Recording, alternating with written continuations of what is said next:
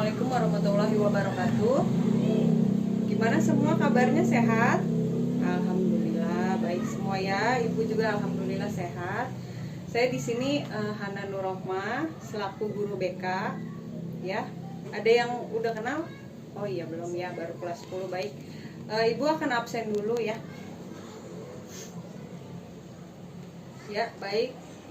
Kehadirannya semuanya baik ya. Jadi hari ini Ibu akan memberikan layanan, yaitu layanan informasi mengenai kebiasaan baik dan buruk dalam berkomunikasi. Semua ada yang tahu kebiasaan baik dan buruk dalam berkomunikasi itu seperti apa contohnya? Ya? Oke, bagus. Ada lagi? Oh iya, oke. Baik.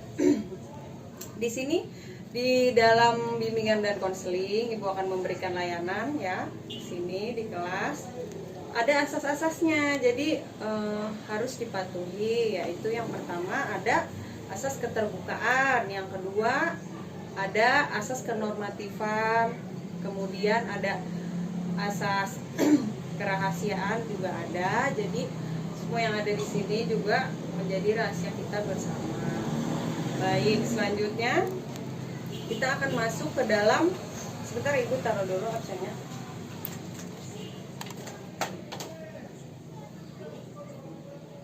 Kita akan masuk ke dalam materi ya, yaitu kebiasaan baik dan buruk dalam berkomunikasi. Nah, yang pertama itu ada pengertian komunikasi. Yang kedua ada tujuan komunikasi, kemudian fungsi komunikasi dan kebiasaan baik dan buruk dalam berkomunikasi. Baik, sekarang kita mulai dengan pengertian komunikasi. Apa sih komunikasi itu? Nah, di sini komunikasi itu dapat dimaksud sebagai jalannya proses. Baik, apa sih komunikasi itu? Nah, di sini komunikasi itu dimaksud sebagai jalannya proses di mana seseorang maupun sekelompok orang menciptakan serta menggunakan sejumlah informasi agar saling terhubung dengan lingkungan sekitar. Kalau secara umum komunikasi itu dapat dilakukan secara verbal serta dapat dipahami oleh kedua belah pihak yang berkaitan. Jadi itu kalau komunikasi ya berarti harus ada dua belah pihak yang memberikan informasi dan menerima informasi. Kalau menurut ahli yang pertama itu ada Skinner. Ya, komunikasi itu sebagai suatu perilaku lisan maupun simbolik seperti yang tadi Ibu bilang, yaitu bahasa isyarat gitu ya misalnya. Nah, ini dimana pelaku berusaha memperoleh efek yang diinginkan. Misalnya kamu kalau mau sesuatu, mau sepatu atau pengen minta pulsa sama orang tua gimana? Pasti minta kan, Bu, saya mau beli pulsa. Nah, itu adalah komunikasi. Ada sesuatu yang diinginkan atau dihasilkan dari hasil komunikasi tersebut begitu. Kemudian menurut ahli ini yang kedua yaitu Bapak Anwar Arifin ya, komunikasi adalah jenis proses sosial yang erat kaitannya dengan aktivitas manusia serta syarat akan pesan maupun perilaku. Oke, selanjutnya tujuan komunikasi apa? Ada yang tahu? Ya, belum tahu ya. Baik, akan Ibu beritahu. Yang pertama, agar bisa hal yang disampaikan itu bisa dimengerti dengan baik oleh orang yang disampaikan pesannya. Kemudian yang kedua itu agar mampu memahami maksud perkataan orang lain. Nah, yang ketiga, agar ide, gagasan, jadi yang ada di pikiran kita itu sampai kepada orang lain, seperti itu. Nah, kemudian yang keempat, penggerak orang lain untuk mengerjakan sesuatu. Misalnya, kerja bakti, pasti kan ada pengumuman dari RT, RW, seperti itu. Nah, itu adalah komunikasi ya. Kemudian fungsinya apa sih komunikasi? Nah, di sini. Selain tujuan, nah fungsinya itu adalah yang pertama untuk menyampaikan informasi, yang kedua itu sebagai penyampai pendapat agar dapat diterima oleh masyarakat atau yang berkaitan ya, yang ingin kita sampaikan. Kemudian yang ketiga, sebagai bentuk interaksi. Misalnya kalian berinteraksi dengan teman, dengan adik, dengan orang tua, seperti itu. Kemudian untuk menambah wawasan dan ilmu pengetahuan. Jadi kita berkomunikasi misalnya dengan seperti ibu dengan kalian, ini namanya berkomunikasi. Kalian mendapatkan informasi kan dan wawasan yang baru. Kemudian pengisi waktu luang juga disebut komunikasi seperti. Nah, seperti kalian misalnya mempunyai media sosial baik WhatsApp atau Facebook atau Instagram, Twitter dan lain sebagainya, itu juga untuk berkomunikasi, mengisi waktu luang seperti itu. Kemudian yang ke-6, sebagai suatu keputusan yang untuk mengambil suatu keputusan, maksud ibu yang tepat. Jadi kalau kita mau ambil keputusan, kita harus berkomunikasi misalnya dengan orang tua. Baik, selanjutnya yang ke-6 itu untuk mengambil suatu keputusan yang tepat. Misalnya kamu kalau misalnya mau masuk universitas A, nah kamu melakukan komunikasi dengan orang tua gitu ya. Bu, saya pengen masuk universitas A dong. Jangan, universitas A itu ada kekurangan dan kelebihannya. Lebih baik universitas B misalnya. Jadi kita mengambil keputusan itu jadi yang terbaik begitu ya. Selanjutnya itu untuk melakukan kegiatan tertentu seperti tadi sudah ada contohnya, yaitu bakti sosial ya. Misalnya maksud saya tadi kerja bakti, bisa juga bakti sosial atau sosialisasi ke warga. Misalnya ada yang nggak tahu tentang penyakit bahayanya nih, misalnya penyakit demam berdarah. Nah, suka banyak genangan di rumahnya gitu. Nah, itu juga kan menggunakan komunikasi. Selanjutnya sebagai bentuk ekspresi. Kita senang, kita setuju atau kita nggak setuju dengan seseorang atau sesuatu misalnya. Kita menunjukkan dengan komunikasi gitu.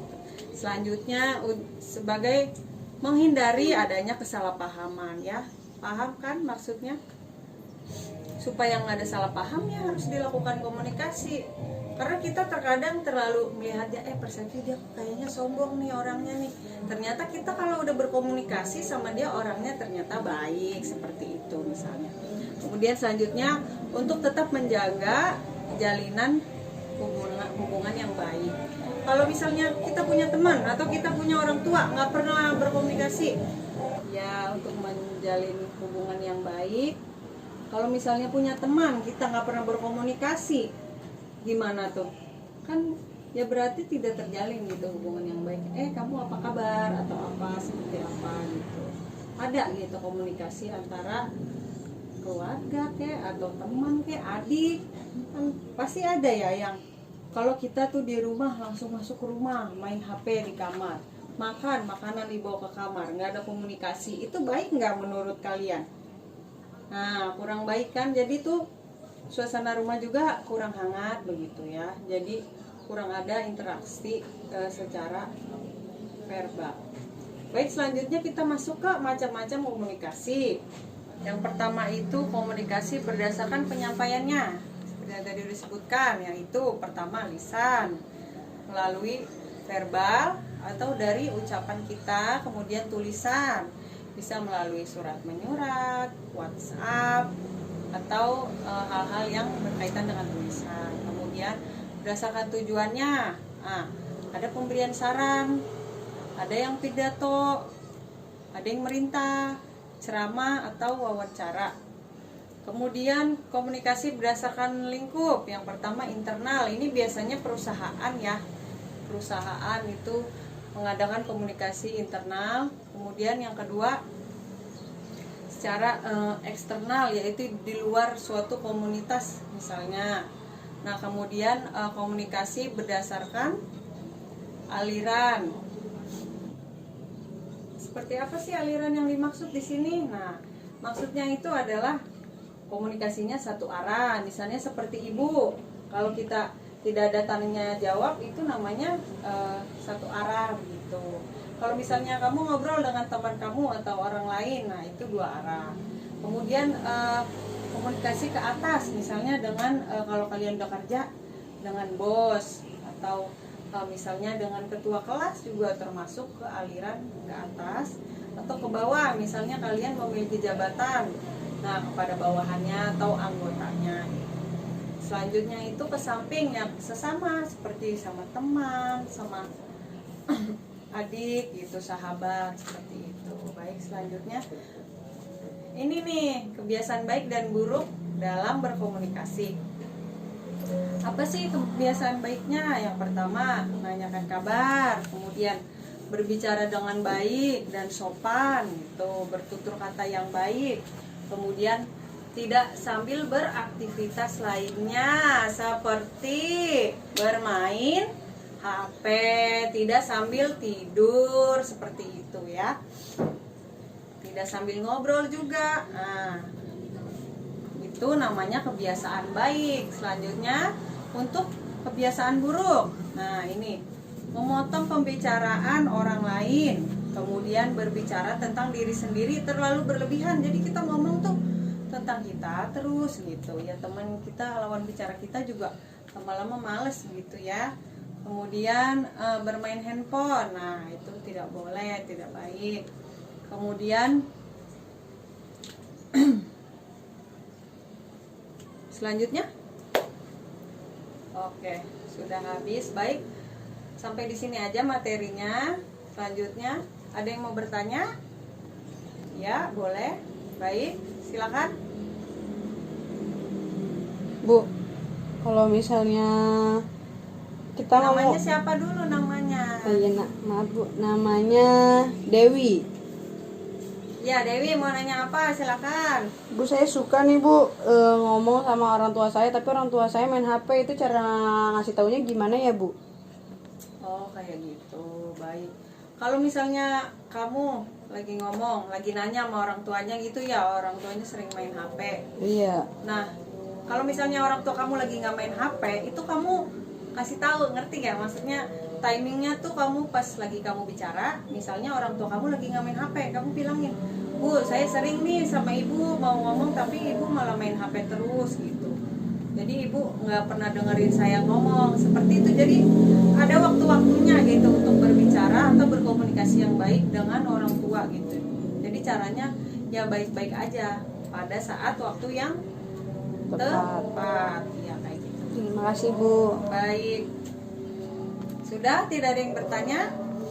Kalau begitu Ibu sudahi, Ibu akhiri pertemuan hari ini. Semoga bermanfaat bagi kalian ya, kurang lebihnya mohon maaf.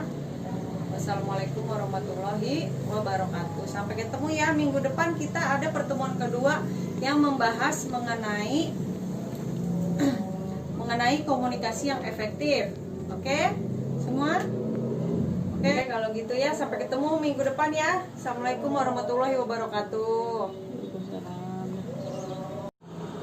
Assalamualaikum warahmatullahi wabarakatuh. Ya, gimana kabarnya? Semua baik? Sehat semua? Alhamdulillah, senang ya Ibu bisa hadir lagi di sini bertemu dengan kalian gitu untuk melanjutkan pertemuan yang minggu kemarin ya. Masih ada yang ingat gak pembahasan minggu kemarin? Nah, ayo, siapa namanya? Ya, masih ada yang ingat sama pembahasan minggu lalu? Ayo, tunjuk tangan. Saya Bu. Ya, silakan. Dengan siapa namanya? Risma Bu. Ya, Risma. Ayo, apa pembahasan minggu kemarin? Minggu lalu membahas tentang komunikasi yang baik sama komunikasi yang buruk. Iya, oke, bagus. Ada lagi? Ya, siapa namanya? Rahman Bu. Ya, Rahman, silakan. Apa aja sih komunikasi yang baik dan buruk? Seperti apa? 3. Ya, silakan Rahman. Apa komunikasi yang baik dan buruk itu? Gak boleh main HP pas lagi ngobrol Bu. Nah, nggak boleh main HP. Oke, betul. Baik. Hari ini Ibu juga akan memberikan layanan informasi ya, seperti minggu lalu. Nah, bedanya ini kita harus praktekkan juga di kehidupan sehari-hari ya, yaitu materinya mengenai komunikasi yang efektif. Itu itu ada cara komunikasi efektif dan tips dasar berkomunikasi. Oke, baik. Sebelum mulai kita absen dulu ya. A, B, C. Oke, baik semua. Oh, ada yang sakit ya? S. Oke, baik. Oke, kita lanjut masuk ke dalam materi. Ibu taruh dulu sebentar. Ya, semua udah siap untuk masuk ke dalam materi? Apa nggak kedengeran suaranya nih? Siap. Ya, oke.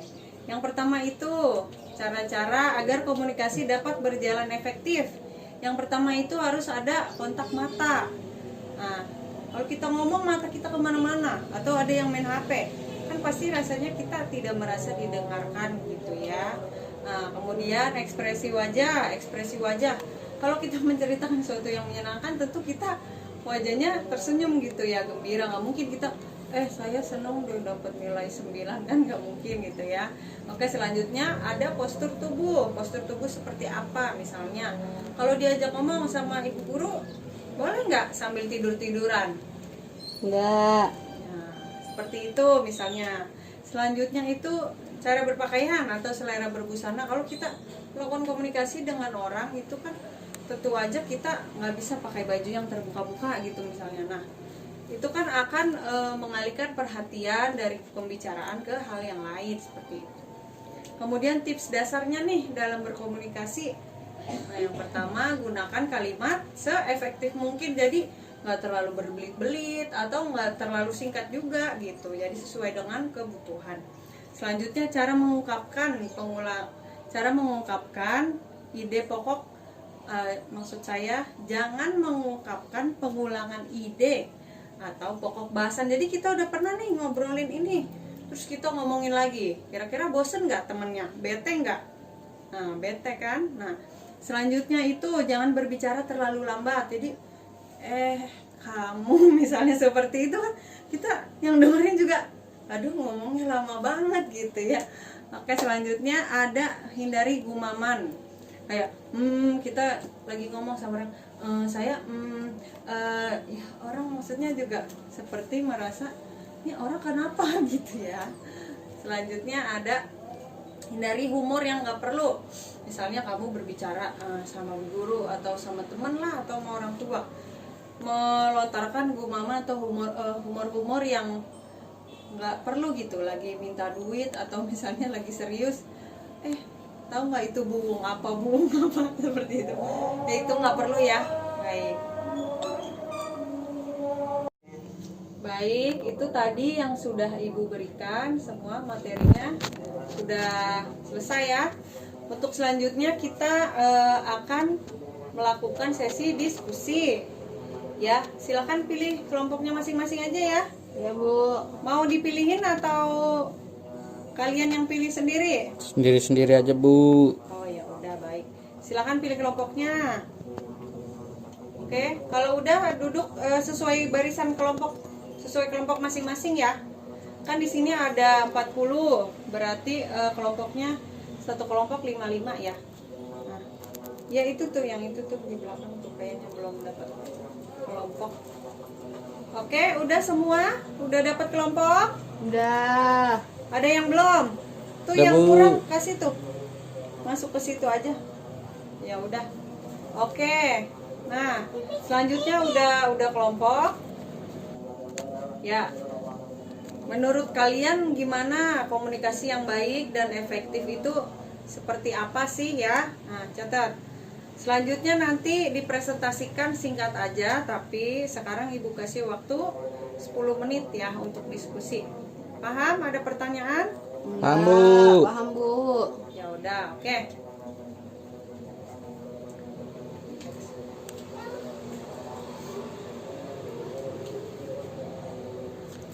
Ya, oke.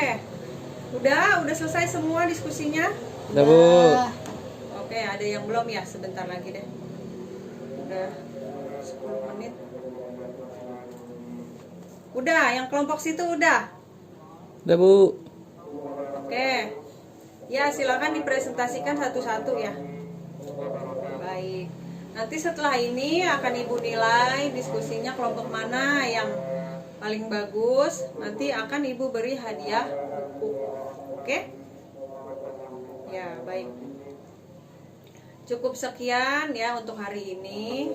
Sudah selesai ya. Berarti jangan lupa ini tips-tipsnya yang tadi itu dilakukan di sehari-hari kepada orang tua. Jadi kalau komunikasi itu enak gitu, lancar gitu. Ya, mengerti semua? Ada pertanyaan nggak? Bu, mau nanya Bu. Ya, siapa namanya? Boleh silakan. Irul Bu. Irul mau nanya apa? Bu, saya kalau ngobrol sama teman saya suka nggak ngeliatin muka saya, kenapa ya Bu? Nggak suka ngeliatin mukanya Irul. Terus ngelihatnya kemana kalau lagi ngobrol dianya? Kadang ngeliat HP, kadang malah ngobrol sama yang lain Bu. Kayak gitu. Terus yang menjadi pertanyaannya apa? Iya, apa saya salah ngomong ya Bu? Cara komunikasinya salah. Oh gitu. Ya baik Irul. 3. Ya Irul ya tadi ya. Baik. Ya kalau misalnya ada teman yang seperti itu ya berarti kita harus kasih tahu. Misalnya misalnya Parto, kalau lagi ngomong lihat dong, tuh namanya kan gak sopan. Lo kalau digituin mau nggak? Misalnya kita kayak gitu ya. Kayak gitu. Paham? Iya, paham Bu. Ya. Ada lagi yang mau bertanya? Sudah cukup? Baik. Jadi kesimpulannya adalah kalau kita berkomunikasi itu harus disesuaikan dengan apakah yang lebih tua ataukah sesama umurnya seperti teman kita atau adik kita atau guru. Jadi kita harus sesuaikan cara komunikasi kita. Nah, harus sopan gitu ya. Nah, kita juga harus meninggalkan itu komunikasi yang buruk-buruk seperti tidak memperhatikan, kayak main HP atau melakukan kegiatan lain di saat orang lain lagi ngomong sama kita. Seperti itu ya. Mohon semuanya nanti diisi ya, yang udah Ibu kasih itu lembaran evaluasinya ya. Baik, cukup sekian, sampai bertemu lagi. Wassalamualaikum warahmatullahi wabarakatuh. Waalaikumsalam warahmatullahi wabarakatuh. Ya.